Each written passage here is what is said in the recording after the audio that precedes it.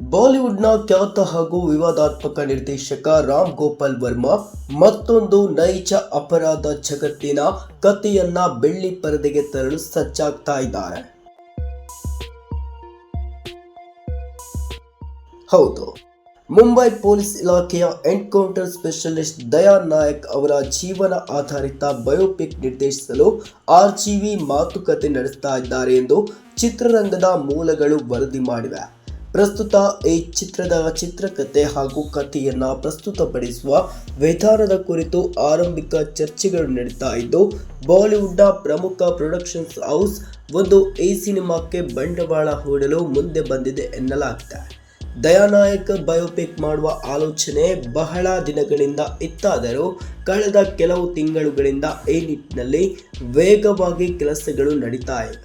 ದಯಾನಾಯಕ್ ಅವರ ಪೊಲೀಸ್ ವೃತ್ತಿ ಜೀವನ ಹಾಗೂ ಮುಂಬೈ ಅಂಡರ್ ವರ್ಲ್ಡ್ ಜೊತೆಗಿನ ಅವರ ಹೋರಾಟವನ್ನ ಯಾವ ದೃಷ್ಟಿಕೋನದಲ್ಲಿ ತೋರಿಸಬೇಕು ಎಂಬುದರ ಕುರಿತು ಸದ್ಯ ಚಿತ್ರತಂಡ ಸಂಶೋಧನೆ ನಡೆಸ್ತಾ ಇದೆ ಎಂದು ಮಿಡ್ ಡೇ ವರದಿ ಮಾಡಿದೆ. ವಿಶೇಷವೆಂದರೆ ಈ ಬಯೋಪಿಕ್ ಅನ್ನ ರಾಮ್ ಗೋಪಾಲ್ ವರ್ಮಾ ಅವರದ್ದೇ ನಿರ್ದೇಶನದ super hit gangster cinema company ಬ್ರಹ್ಮಾಂಡಕ್ಕೆ ಲಿಂಕ್ ಮಾಡುವ ಸಾಧ್ಯತೆಗಳ ಬಗ್ಗೆಯೂ ಚರ್ಚೆಗಳು ನಡೀತಾ ಇವೆ. 2010ರಲ್ಲೇ ಆರ್ಜಿವಿ ಕಂಪನಿ 2 ಮಾಡಲು ಯೋಜಿಸಿದ್ದರು.